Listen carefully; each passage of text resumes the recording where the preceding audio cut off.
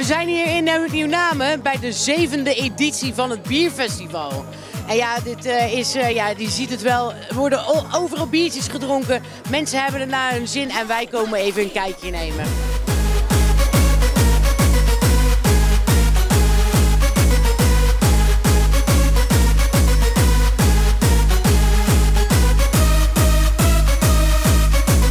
Rudy van der Branden, de voorzitter van de mannenclub MIA. Mag ik vragen hoeveel leden dat jullie club telt? We zijn nu momenteel met 54 mannen.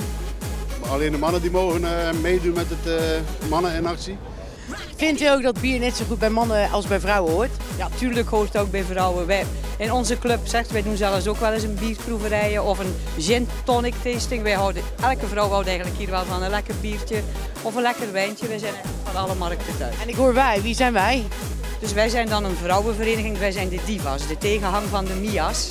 En wij hebben 125 leden en dat is ook hier op Nieuw-Namen. Dus ik vind dat best wel bijzonder op Nieuw-Namen dat wij zo'n mooi dorp hebben dat echt leeft. En jullie doen ook wel eens wijnproeverijen dan? Ja, zeker, ja. Dat doen wij. En dan weet ik dat er heel veel vrouwen op afkomen. Dan bij ons mogen dus ook inderdaad alleen de vrouwen komen. Hè. Dus, en dat wordt altijd heel goed bezocht. Als er te eten en te drinken valt, zijn we er allemaal bij.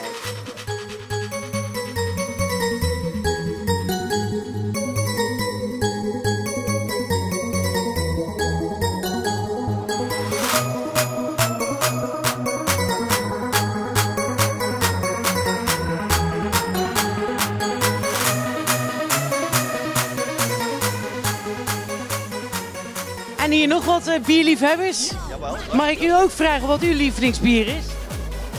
Ik ben normaal geen van de sterkere dranken. Dus ik weet het eigenlijk nog niet. Ik heb er nu 2 geproefd. Nou, er zijn er genoeg. Er zijn er genoeg, maar ik heb er nog maar 2 uit. Dus ik kan nog niet precies zeggen van, nou, dit gaat er morgen. Nou, daar kom ik dan volgende keer op terug. Is dat goed? En bij u heeft u al een voorkeur? Nee, ik lust helemaal geen bier. U zit aan het pilsner. Maar dat is ook bier hoor. Ja, dat noemen ze zo, maar ja.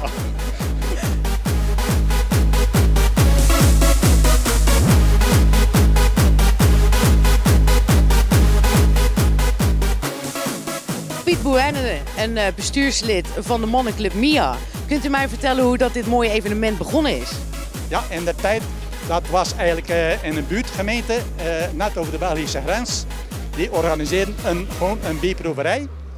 En toen dachten wij als mannenclub in Nieuw-Namen, hey, dat kunnen wij ook. En zodoende zijn wij een jaar of 9 terug begonnen met het organiseren van ons bierfestival. Ik begrijp ook dat het de 7e editie is vandaag. Het is de 7e editie, want natuurlijk de corona heeft ons 2 jaar buitenspel gezet, zeg maar. Ja. Oké, en het gaat tot 9 uur door, begrijp ik. Wat is er vandaag allemaal zo te doen, naast bierproeven?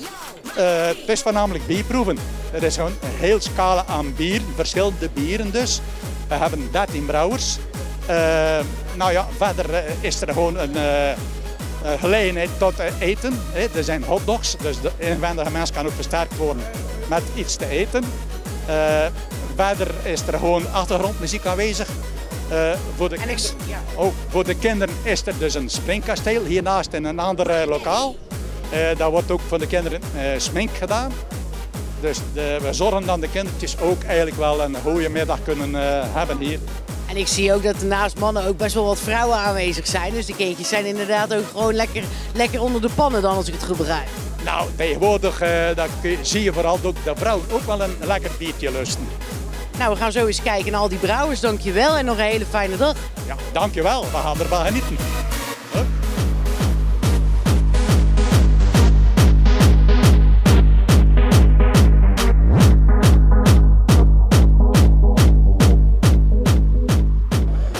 Carl Teuns, de eigenaar van de Siderale. Kun je mij uitleggen wat een stout is? Een stout is een origineel Engels bier.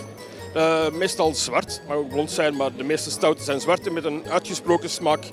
Geroosterde mouten, dus een beetje een koffie, chocolade gegeven. En... Nou, dankjewel en veel plezier vandaag. Dat is zeker.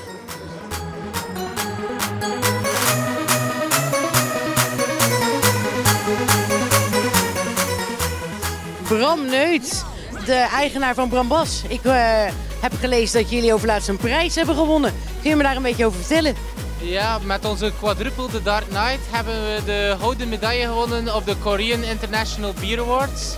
Een redelijk prestigieuze wedstrijd in Azië en we zijn heel trots hierop. Netjes. En mag ik zo vragen hoe dat het begonnen is? Was het een passie voor bier? Uiteraard, ik ben ook begonnen als bierproever en daarna uit interesse naar de smaken beginnen thuisbrouwen en dan verder geëvolueerd naar het brouwer zelf. Ja, ik hoop dat ze veel biertjes komen proeven bij je. Dank u wel.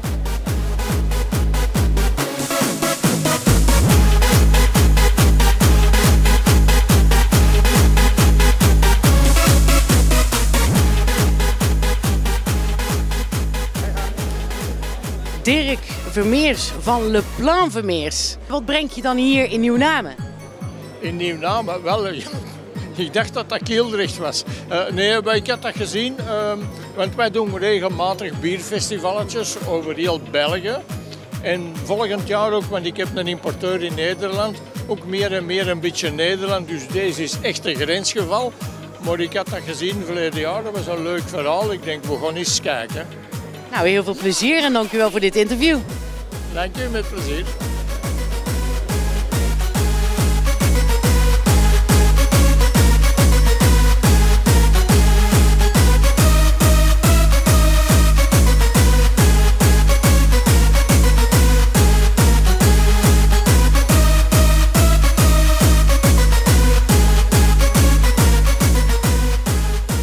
Laura Verhout, ik zie dat je een heerlijk biertje aan het drinken bent. Kun je me daar wat over vertellen? Ja. Nou ja, je hebt hier een boekje waar je allemaal biertjes uit kan kiezen. En dan ga ik op zoek wat ik lekker vind of wat me lekker lijkt. En wat vind je lekker? Zoet, bitter, zware bieren, lichte bieren? Zoet, kriek. Oké. Ja, ik ga terugrijden, dus weinig alcohol. Oké, jij bent de Bob vandaag. Ja, ik had gelezen dat er inderdaad voor de Bob ook frisdrank en koffie is bij de bar. Ja, nou dat heb ik nog niet gedaan, maar wel, dit is mijn tweede met weinig alcohol, dus. En zijn er veel mannen aanwezig die met jou mee terug mogen rijden? Nou, 2. Oké, die hebben het goed getroffen dan, hè? Ja, elk jaar weer. Oh, en het is al de 7e keer, want het is de 7e editie. Ja, nou ja, we zijn wel al een paar jaar hier naartoe aan het komen. En waar kom je vandaan, mag ik dat vragen? Van Hengsdijk. Oké, nou, het is niet echt ver rijden, maar ja, dan wordt het bij 2 ophouden. Ligt eraan natuurlijk wat voor alcoholpromillage dat het heeft. Nou ja, 0,2 en 0,5. Dus... Oh, dan gaat het wel. Ja, ja. En nogmaals koffie en thee aan de bar, hè. Nou, heel veel plezier, Laura. Ja, dankjewel. Yo, rock that beat.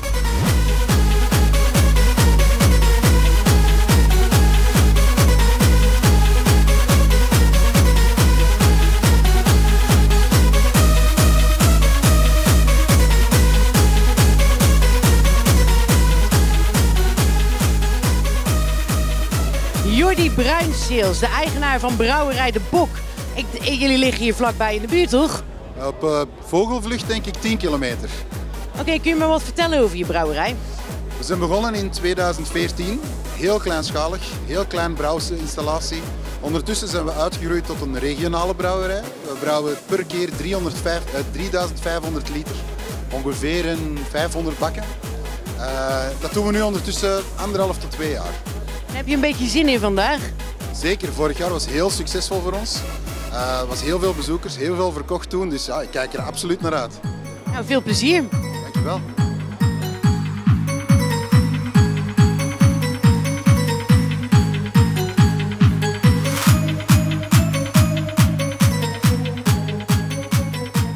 Eens even op inzoomen.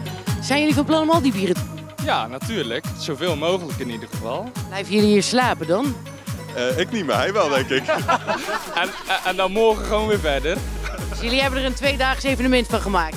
Zeker, ja. En gezellig op de fiets, dus dat kan niet verkeerd. Ja, lekker op de fiets, dus... Ja. Oh, kijk. Dat komt hier helemaal goed, hier. Heel veel plezier. Ja, dankjewel.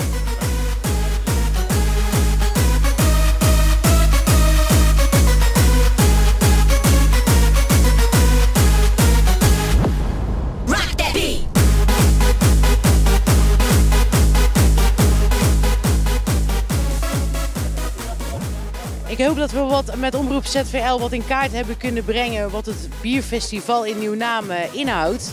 Het evenement gaat nog wel even door, 2 dagen zelfs. Ik hoop dat jullie de volgende keer zelf een kijkje komen nemen. Dankjewel.